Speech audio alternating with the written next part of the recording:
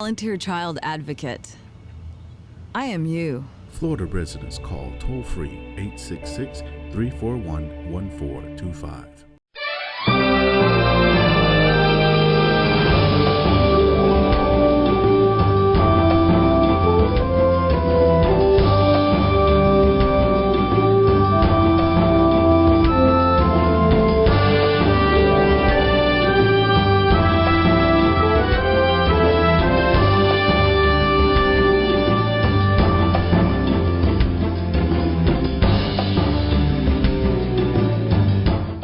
Hi, this is Danny Ramos on Hispanic SpeakoutTV, and we're broadcasting from the office of Congressman Soto. And he's so gracious that we interview him a few times, more than 5 times a year, to bring us up to date on his district and what he's doing for the community. Darren, how are you today? Very busy. I can imagine. It's been a lot going on in this past January. We saw 3 fateful Wednesdays in January, with an insurrection, an impeachment, an inauguration, all the while responding to the pandemic is priority number 1. So were you in the House when that insurrection actually started and took place? Were you actually inside? I was one of the last 10 members to escape. We had already been surrounded. They had fired tear gas and flash bombs. They shot the domestic terrorist who tried to get into the chamber. We were trapped. They were banging on the doors, and finally Capitol Police was able to carve a path for us to get out. And where did that process of getting you out, tell me a little bit about it, and where did you go? Where did they take you? So many of us, due to social distancing, were observing the Electoral College session in the gallery so that more of us can see it. And when the text started coming in that the Capitol was breached, then the Rotunda was breached, we were ordered to get our gas masks and evacuate. But the exits right by us were all blocked by insurrectionists trying to get into the chamber. They did succeed in getting into the Senate chamber. And so we had to go all the way around the gallery, about 50 or so yards underneath railings and stairs, and you heard pop, pop, pop, pop, pop of different incendiary devices being exploded to help disperse the crowd, which was unsuccessful. And they finally were able to clear a path through one exit to get us down the stairs with several domestic terrorists pinned on the ground by heroic Capitol Police. And we were able to get escorted away to a safe place in the Capitol until they were able to foil the siege. Is there like a safe room where they take you to under those circumstances, or was it just another office, or how did that work? So there are multiple different rooms. I can't get too into it because of security issues, but we were taken eventually to a place that was well secured. Okay. All right, let's jump over to what's going on. Biden is now president of the United States.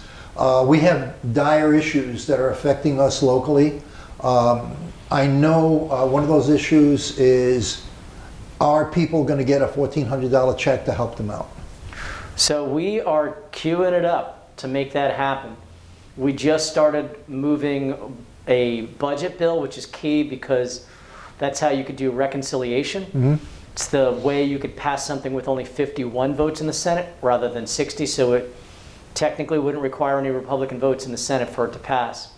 The cornerstones of that are additional funding to boost vaccine production and distribution, an additional $1,400, adding to the total of $600 that is going out right now, for a total of $2,000 per most Americans.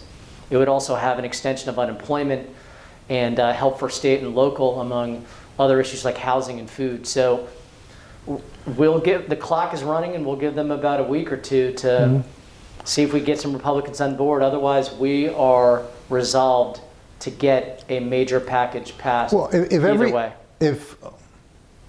If you get every Democrat in the Senate to vote, then the Vice President can vote, and that'll be the 51? That's correct. Okay. And, so basically you're assured. Well, we want a bipartisan deal, but we also recognize the urgency of the matter. We passed a bipartisan $908 billion package, the CARES extension package, in December, and that funding is coming down now, but we know with the worst drop in our economy, 3.5% drop in GDP, the worst since right after World War II. We're talking about a situation that's nearly double the severity of the Great Recession. We were elected in a unified Democratic Congress to work with President Biden to go big and to meet the size of this crisis. And unlike last time in the Great Recession, it's all about everyday Americans, those who lost their jobs and those who are working in small businesses, those who lost family members. There's no bailouts of banks or major corporations. This is going to be about getting relief directly to the people so that they don't have to suffer in losing their homes or suffer through evictions like we saw all too common during the Great Recession. Yeah. We're looking at a situation, let's talk a little bit about small business. Give me some insight. The Florida Chamber of Commerce did a survey. Okay. And that survey was done as of last October. So that survey is now October, November, December, January, 3 months old. At that time, the survey indicated in the state of Florida that 30% of small businesses of employees 100 or less have closed down permanently. How does the Biden administration going to address that issue? Sure, in a few ways. One, we've already gotten new money into the Paycheck Protection Program. If a small business of 500 or less hasn't tapped into that program, they can now, and we encourage them on this program to do so. If you suffered a 25% loss and you're under 300 employees, you could go for a second round. And remember, those loans are forgiven if you spend 60% or more of that loan on payroll, because the whole point is to keep Floridians employed. So that's the sort of the foundational program, but there are also EIDL loans, which are for emergencies that also can be had, and those are the prime vehicles. And then we also know we have to get money into people's pockets. That's why this $2,000 is so critical, so that families can pay back money they owe and stimulate economic growth again.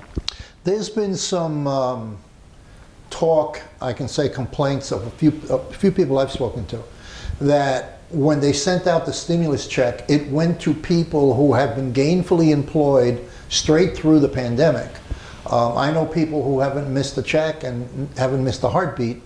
And then there's the group that is still unemployed, can't pay their rent. Does the administration tend to balance that out, or is it still going to be a blanket type situation? Sure. So first of all, we have unemployment as an additional benefit for those who lost their jobs and extended that. So those folks would get two checks, a check weekly and then the stimulus check.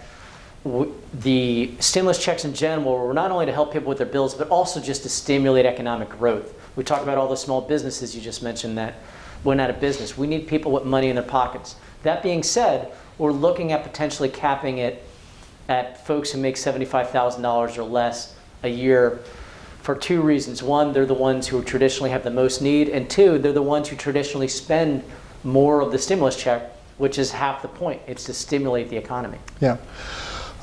We've also been in a situation where we've had people talking about the amount of unemployment they get in the state of Florida, which, there's always talk on the internet that it's $200 and something, it's not enough to keep a family going, and the unemployment check is really, really small. And there's also been the issues that it's so late in getting out that people are not getting it the way they should quickly.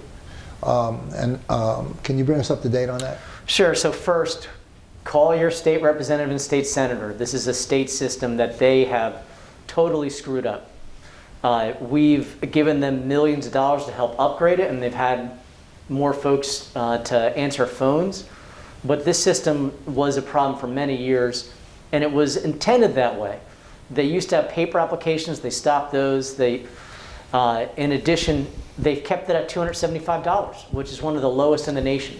Now, on top of that, we did pass the pandemic unemployment assistance, which is an additional $300, and that continues on through March. It was initially $600, but we couldn't get the Republicans to agree to keeping at $600 in the new December package. So we'll continue to fight on the federal level to have a separate supplemental federal unemployment benefit, knowing that that keeps families from being out on the streets. But we need Governor DeSantis and the Florida legislature to step up. It's been $275 for literally well over a decade. Does the money from the federal government for that purpose go to DeSantis's administration and then they distribute it again? Or is that support go directly to people who are unemployed? You still apply through the state system for the federal benefit, which is why we gave them over $30 million to help upgrade a system that was already in shambles, unfortunately. It's gotten better, but it's nowhere near the way it is. Our offices help out along with state legislative offices for folks who are seeking unemployment and haven't gotten it because of some technical issue. So they're welcome to reach out to my office or their state legislators, depending on where they live, for the day-to-day folks who get caught in a technical snafu. But overall, we want to up it from the $300 if we can on the federal level, and we need our state colleagues to step up. Okay. Is there anything else that you want to say? We're running out of time that you want to get the message out on. Sure. Just that we're very excited that President Biden used the Defense Production Act to the fullest extent possible to boost vaccine production and production of supplies in order to make sure we could get more shots in arms. We also have called up FEMA, and the National Guard will be assisting them to put up 100 different community vaccination sites. This will be in addition to the state efforts to help out our most vulnerable seniors, those in nursing homes, healthcare workers. Because as we get beyond seniors to frontline workers and the general population, we're going to need to ramp this up in the kind of way where we're marshaling every factory across the nation, every ability to get these vaccines out there in a way that we haven't done since World War II. And we are committed to doing just that. Okay, well, thank you, Congressman. I know you're in a rush, so we're going to close this interview, and I know that you're always available to the community, so we'll be in touch, and if there's an update that you want to give us, just give us a call, let us know, and we can do it either over the phone or whichever, or on Zoom. Okay? Sounds great. This is Danny Ramos, and we will talk to you. We will be talking to you on Hispanic Speak Out for a second time later today. Thank you very much for listening. Single year, because she's in foster care, because her father abused her, and her mother couldn't believe her. She is the child I am for. I am a volunteer child advocate. I am you. Florida residents call toll-free 866-341-1425. Hi, my name is Lisette Burgos, but when I'm working, my name is Deputy Burgos. I work for the Crime Prevention Unit, and I wanted to let you know that we're here to serve and protect you. But we also wanted you to know that we're human just like you. We feel, we laugh, we enjoy life just like you, and we want to make sure that we also go home to our families at the end of the day.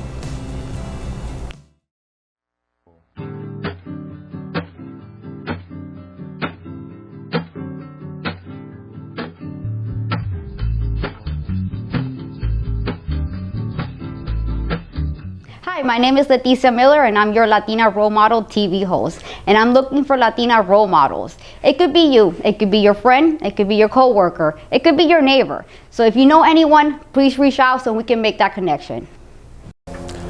Hi, my name is Major Jacob Ruiz with the Osceola County Sheriff's Office. I began my career in law enforcement in 1999. I really got into law enforcement to help people. I really felt I had that servant's heart that is required to get into this field. As I progressed through my law enforcement career, I've seen the importance of adding value to people and working together with the community. Whether it is a small problem to someone, like a missing dog or something like that, or even the most critical, important problems that we help our community with, it's not up to one individual, it's not up to the agency itself, but it's up to the agency and the community working together to solve difficult problems. I'm part of the community as the ones we serve. I go to the same supermarkets, my kids go to the same school. So when we recognize that as one, that we're one community, it's when we'll be able to come together and solve the most difficult problems that face us. She is the child I am for. I am a volunteer child advocate. I am you. Florida residents call toll-free 866-341-1425. Hi, I'm Danny Ramos, and welcome to this week's edition of Hispanic Speak Out TV. We've been talking about racism, how it's institutionalized in a lot of institutions in our society on a national and local level. And I'm here with Pastor Barton. We had a real good conversation. You're going to find it on YouTube, on our website. And I'll be sending out a link for that. And also at the bottom of this screen, you will also see where you can link up with the show so you can see it on social media. So, how do you want to start off? Okay, I mean, hey, we're talking about institutionalized racism, which, i.e., cliche now is systemic, systemic racism, if you will. But what it is right now, throughout the whole part of last year, we had riots. We had all of these things. We had people trying to tear down our society because they said that the system is against them. The question for me is just, I always battle with that whole thing about systemic racism. I grew up in one of the most racist part, at least I was told, of America when I was a kid. And it was a place where it was this Imperial County. And what it was where the Grand Dragon of the Ku Klux Klan, during those years, so back in the 70s, where he was supposed to have lived during that time. I never met him to my knowledge, but he was supposed to have lived. And so you always had these things about, you can't go here, you can't do this, you can't do that. Now, in having that system, I gotta ask you this here too, because this has always been bothering me. What makes a system work? Think about it. A system is something that people work together. I know that right now people want to say that this is a system that's been placed upon them. But I realized this here as a kid. I had things I could do, but if I believed everything that I was told, it wasn't a system from outside that was keeping me inside of a racial barrier. It was all of the bad information that I accepted inside of me that kept me from trying. And where did that information come from? And now this is the big one. Most of it, the majority of it, came from people who look like us. Yeah. Yeah, because they live in fear. They lived in that era. People live in fear. Right. So they pass on that fear. And that is the whole thing. There was this whole statement. Okay, this is just like off. But it was like, there was this whole thing that was real hot like 30, 40 years ago about called like generational curses and all this, all this stuff, right? Yeah. But the truth is it was generational bad training. You acted like you did the bad, dumb ideas and things that your parents did because that was what you were trained and brought up with. And it takes a fight to undo that bad training. And see, when we look even right now at what's going on with us, I would say the more deleterious, if you want to call it systemic racism or watch this one. Systemic inferiority training is in our houses as opposed to outside of our houses. Well, how did that start? In other words, in order for that message to get to your parents and then to you, it had to start from somewhere. Okay, and that came from the outside. It didn't come from the inside. Well, I'll tell you the original movement that created fear, that created anxiety, that created the concept of I can't do that. You know, that came originally because it was instilled all the way back. Go ahead. You know, and there are groups in our society which continue that process because of recent immigration. Now, when you have recent immigration, let's say your community, when I say your community, has been in the United States since it started and before. Okay. Hispanics started to come in really after World War II in major numbers. World War II was the stimulus. So there was a lot of Mexicans that were brought in order to work in factories, you know, that kind of thing. So you're saying outside of California and Texas? And and the Puerto Rican community started migrating here after World War II. They started to go into New York. So that created a threat to the existing groups that were in New York or in California and Texas, because of jobs, Okay. because they spoke a foreign language, because the recent paranoia of the war, where, you know, foreign people were not trusted. Okay, You know? that's so, true. So that created a lot of paranoia. Now, let's go over to where we are now. Is there, to use your term, systemic racism still existing in Orlando, in Orange County, and in Central Florida, and across the I-4 corridor? Okay, I would say it more like this, and now this is my own take. Someone may have their own take, but this is mine. I would believe that we have a system where players are already in place.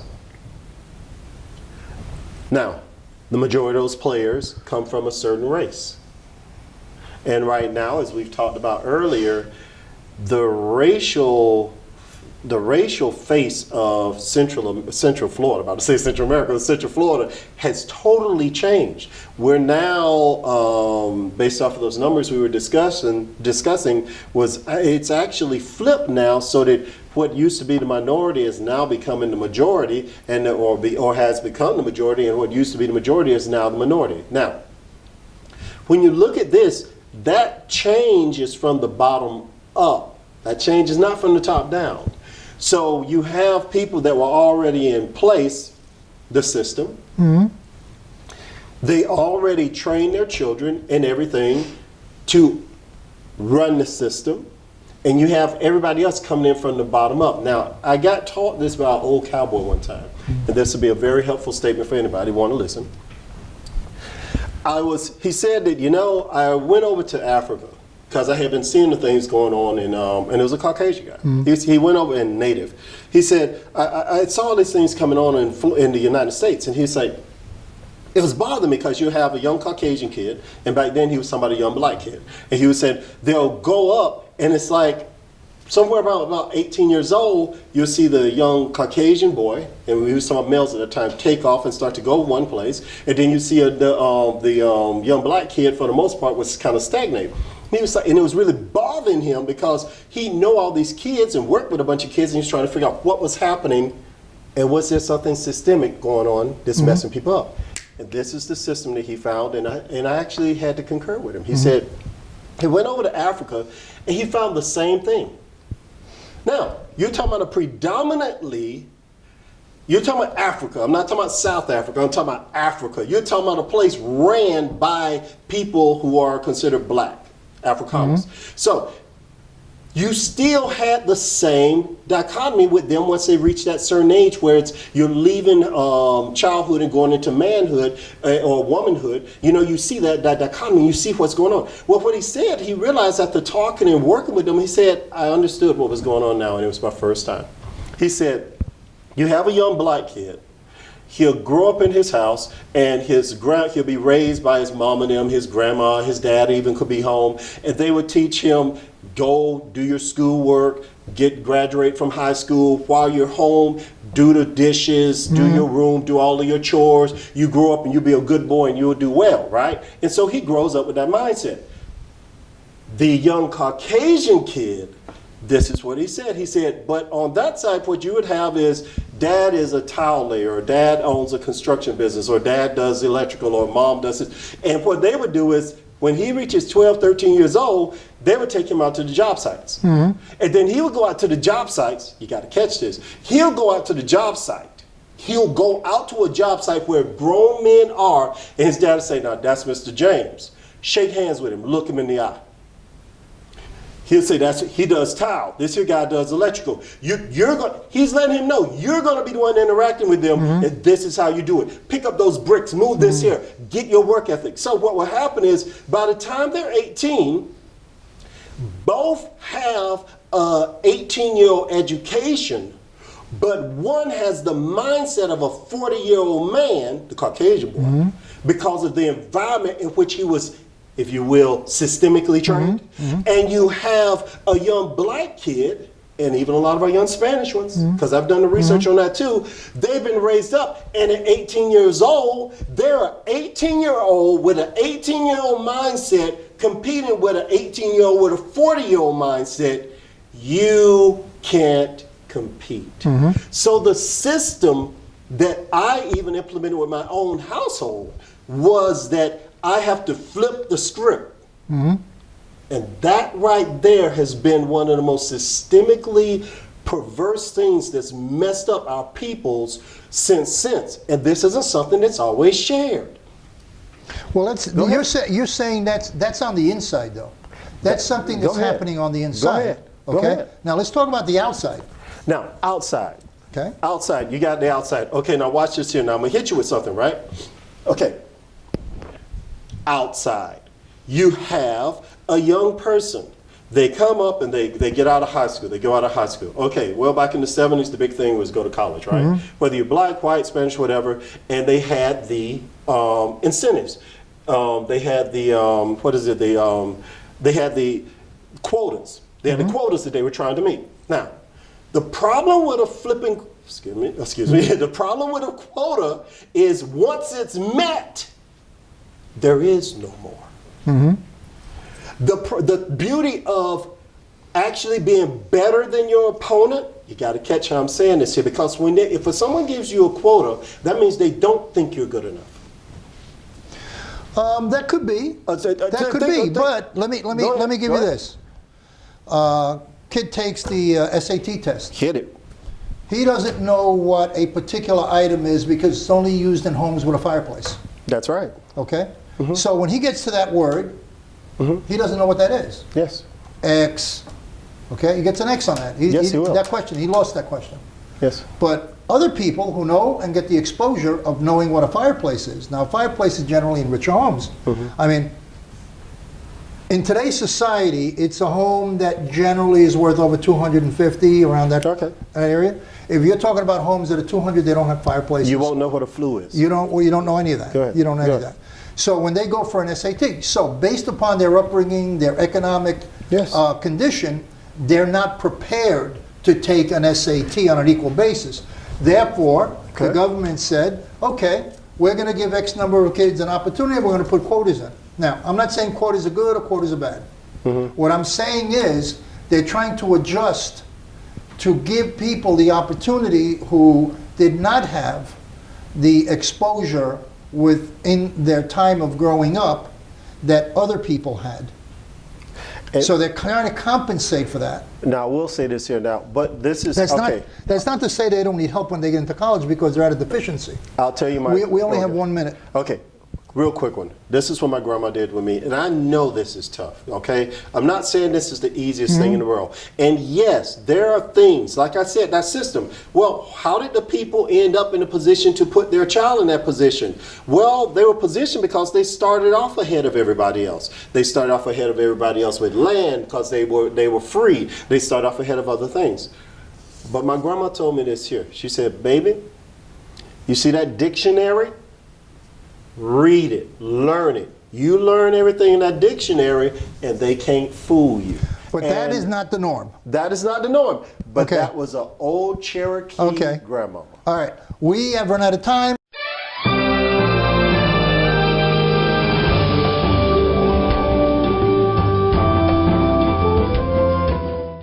Single year because she's in foster care, because her father abused her, and her mother couldn't believe her.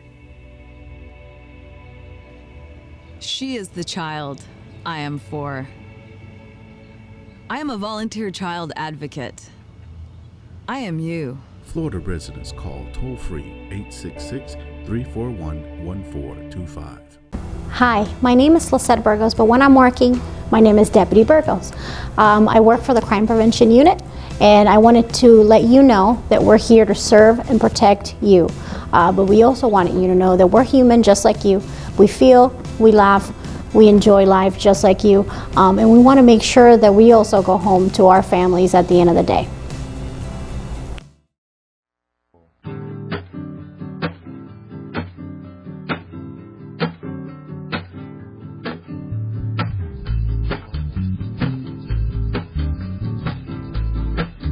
Hi, my name is Leticia Miller and I'm your Latina Role Model TV host. And I'm looking for Latina role models. It could be you, it could be your friend, it could be your coworker, it could be your neighbor. So if you know anyone, please reach out so we can make that connection. She is the child I am for. I am a volunteer child advocate. I am you. Florida residents call toll-free 866-341-1425.